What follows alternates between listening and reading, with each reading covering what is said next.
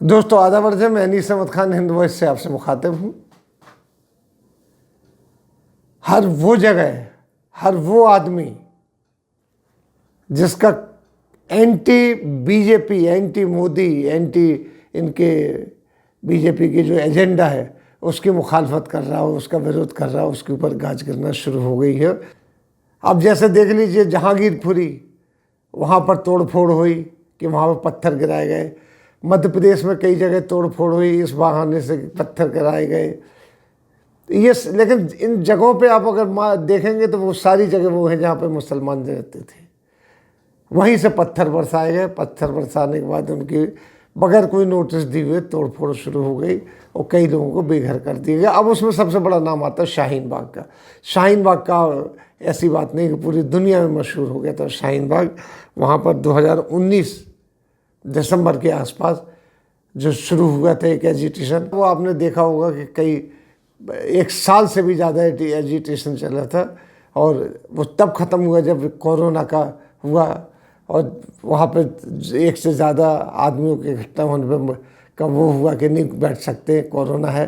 तो स्वेच्छा से लोगों ने वहाँ से अपने टेंट हटा लिए थे वरना और आगे तक चलता। लेकिन वो शाहीन बाग एक सनम, एक आइकन हो गया था। बम्बई में हुआ, लखनऊ में हुआ, आजमगढ़ में हुआ, अलीगढ़ में हुआ, जहाँ कहीं भी एजिटेशन हुआ, विदेशों में भी अगर एजिटेशन हुए CAA-NRC के, तो उसका नाम शाहीन बाग ही कर दिया गया।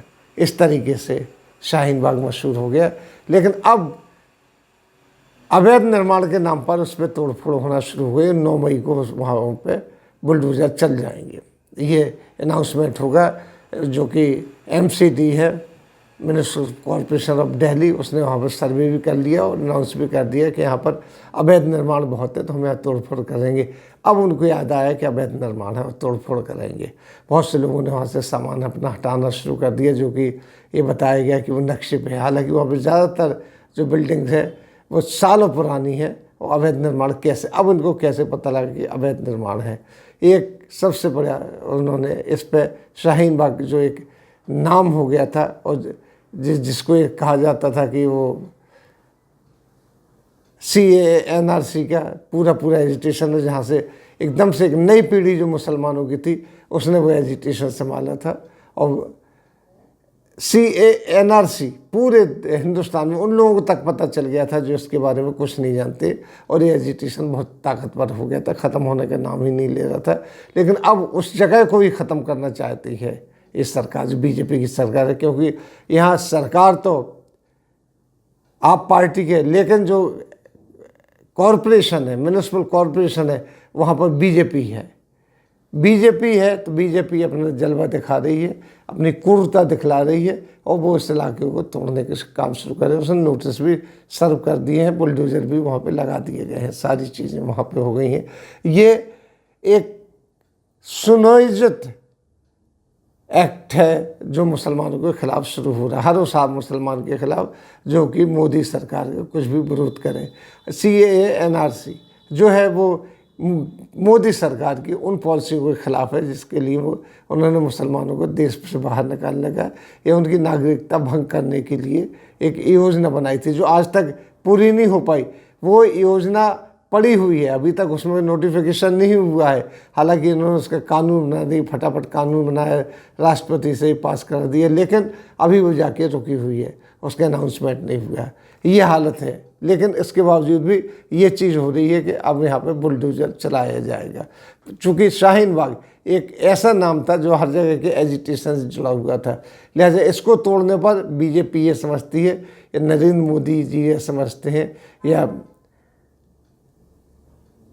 गृह मंत्री जी ये समझते हैं कि ये एजिटेशन इस तरीके से ख़त्म हो जाए, लोगों का जो गुस्सा है वो दबा दिया जाएगा, वो कहीं नहीं दबाया जा सकता है। मैं बार बार कहता हूँ कि इंदिरा गांधी जैसी पावरफुल जो थी, उन्होंने इमरजेंसी लगा के जब बुलडोजर के चलाना शुरू किए तो उनकी सरकार भी ढह गई है। ये चूँकि यूपी से जो जीत के आए हैं,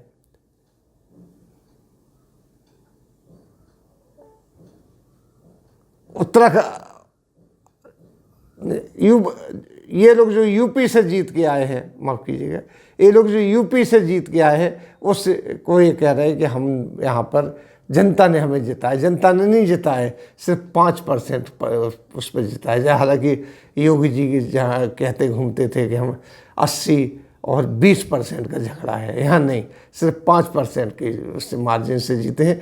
वो भी कैसे, कहीं 100-150 वोट से जीते, कहीं 500 वोट से जीते, इस तरीके से जीते। उसको ये बड़ी अपनी जीत मान रहे हैं और डंका बजाते हुए डंकापति होकर पूरे विश्व में घूम रहे हैं कि हम कितने सक्सेसफुल हैं। आगे विश्व में जाने के बाद भी वहाँ पर जो स्पॉन्सर्ड उनका स्वागत हो रहा है, वो देखे ही हुआ आपने कि छोटे छोटे बच्चे राष्ट्रगीत गा रहे हैं और देश हित की कविताएँ पढ़, देश हित की पढ़ना चाहिए, देश का राष्ट्रगान करना चाहिए, लेकिन वो मोदी जी अपनी तरफ लेके कि अब उनके लिए ये सब हो रहा है। वो इस तरीके के शो करते हैं कि वो विश्व गुरु हैं, लेकिन हाथ देख लिया विश्व गुरु की क्या हालत है देश में, किस तरीके से वो खुद कहते घूम रहे हैं। कोई विदेशी नहीं कह रहा, ना कहीं से उनकी यह तारीफ आ रही कि उन्होंने कोरोना के काल में कैसे काम किया और किस तरीके से उन्होंने सब चीज़ों को डील कर रहे हैं हिंदुस्तान में, भारत में। वो कोई नहीं कह रहा है, वो खुद ही कहते घूम रहे हैं कि हमने ऐसे किया, ऐसे किया, ऐसे किया। वो दुनिया देख रही है, क्योंकि अमेरिका, इंग्लैंड, तमाम जगह से उनका आ रहा है। वहीं फ्रांस ने कई डील कैंसिल कर दी हैं इनके पहुंचने से पहले ही। जो इनकी पनडुब्बियाँ बनाने वगैरह की डील थी वो कैंसिल कर दी है। वो कुछ नहीं हो रहा है, लेकिन बस ये अपना विश्व भ्रमण करके अपने नए जहाज़ पर बैठकर और ये बताते घूम रहे हैं कि हम विश्व गुरु हैं, हालांकि कुछ नहीं है। और यहाँ पर विरोध दबाने के लिए ये शाहीन बाग की छाती पर बुलडोजर चला रहे हैं। लेकिन माफ़ कीजिएगा, आंदोलन, जो सशक्त आंदोलन होते हैं वो किसी से दबते नहीं है, वो कहीं ना कहीं फिर उठते हैं, उठेंगे, ज़रूर उठेंगे। ये आप देख लीजिए, मैंने इतने साल पॉलिटिक्स कवर की है, देखी है, करीब से देखी है। दबाने से कोई चीज़ नहीं दबती। ये स्प्रिंग है कि दबाते दबते दबते आप सोचते हैं दब जाएगी, लेकिन जैसे ही हाथ उठाते हैं तो मुंह पे लगती है। यही हाल होगा। इसी के साथ मैं आपसे लेता हूँ विदा। अगले अंक में फिर हाजिर होऊंगा, तब तक के लिए दीजिए मुझे इजाज़त।